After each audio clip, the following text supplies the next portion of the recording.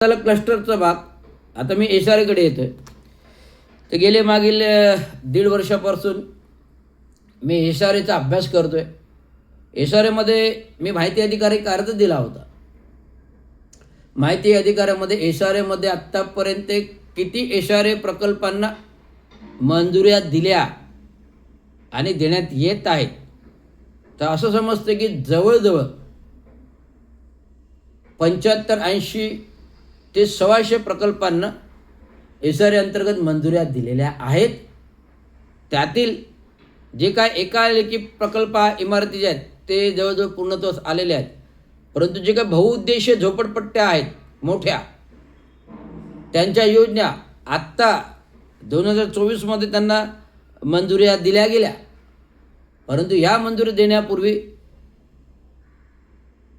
यांचा संपूर्ण या बहुउद्देशीय झोपडपट्ट्यात मला अर्थ कळतो की गांधीनगर झोपडपट्टी आहे, नळपाडा झोपडपट्टी आहे, गांधीनगर झोपडपट्टी आहे. आत्ता नुकतंच मी फेसबुकला आहे, सोशल मीडियावर जितेंद्र आव्हाड साहेबांनी नळपाड्यातील बायोमेट्रिक सर्वे बंद करा असं सक्त सूचना CEO यांना दिलेल्या आहे.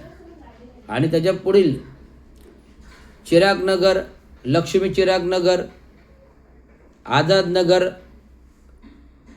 गांधीनगर नळपाडा 2, चिरागनगर, लक्ष्मीनगर, चिरागनगर 3-4 आणि आझादनगर 5, रामचंद्रनगर, देव अशोका, आशर रिड्स, माजिवड्याचं आशर रिड्स, असे विविध घोटाळ्याचे प्रकल्पीय माहिती अधिकाऱ्यातून प्राप्त झालेली आहे. मी सर्वांची नावानिशी माहिती माझ्याकडे आलेली आहे. ठाण्यातील मुख्यतः 5 ते 7 प्रकल्पामध्ये एसआरएमध्ये बहुउद्देशीय घोटाळा आहे, जो कागदोपत्री पुराव्यांती माझ्याकडे आलेला आहे. त्यातली एक प्राथमिक माहिती मी तुम्हाला देतो.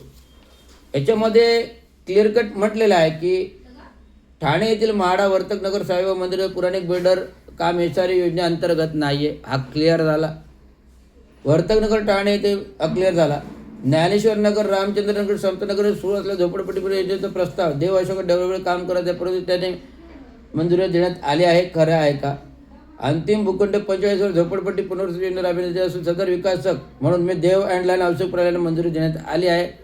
सदर योजना सुधारित इरादापत्र प्रत सोबत जोडण्यात आलेले आहे. म्हणजे ह्या योजना आशर रेट्सच्या नावाने मंजूर आहे आणि देव अँड लँड प्रायव्हेट लिमिटेड या कंपनीला मंजुरी अंतर्गत देण्यात आलेली आहे. इट्स ओके, म्हणजे हा इथपर्यंत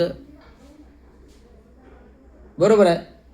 गांधीनगर झोपडपट्टी पुनर्वसन योजना विकास म्हणून रिट्स प्रॉपर्टीज इंडिया लिमिटेड यांना दिली आहे. ठिकाणी शापूजी पालनजी काय सर्वे नंबर 705 पैकी मोजे 5 पकडे ठाणे भूखंडावर झोपडपट्टी योजना राबविण्यासाठी विकासक म्हणून रिट्स प्रॉपर्टीज नाव यांचे इरादापत्र देण्यात आले आहे. कबूल केलेलं आहे. इरादापत्र रिट्सच्या नावाने दिलेलं आहे. इरादापत्र आपणासोबत जोडून देण्यात आले. सदर योजनेतील शापूजी पालनजी यांना विकासक म्हणून कोणतीही मंजुरी दिलेली नाही. ऐकलं? शापूजी बापूजी पालनजी यांना कोणत्याही प्रकारची मंजुरी देण्यात आली नाही, हा खुलासा आहे एसआरएचा. म्हणजे रिट्सला दिलेली आहे. आता देव अशोका रामचंद्रनगर झोपडपट्टी योजना शासनद्वारा गरिबांचा विकास करण्याची आहे की विकासाचा विकास करण्यासाठी आहे?